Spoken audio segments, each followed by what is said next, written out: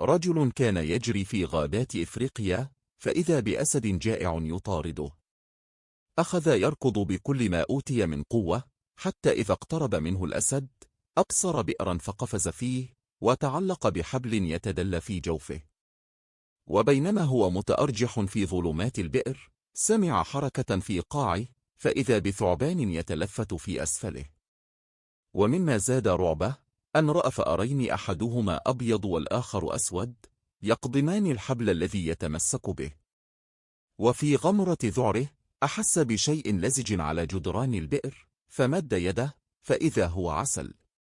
فنسي ما هو فيه، وأخذ يلعقه مستمتعا بحلاوته. ثم لم يلبث أن أفاق من نومه، وإذا به حلم.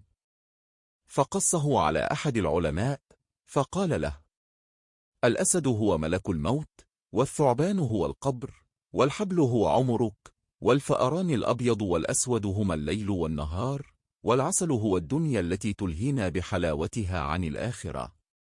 فلنتذكر الموت، ونعمل للقاء الله، فما الدنيا إلا متاع زائل.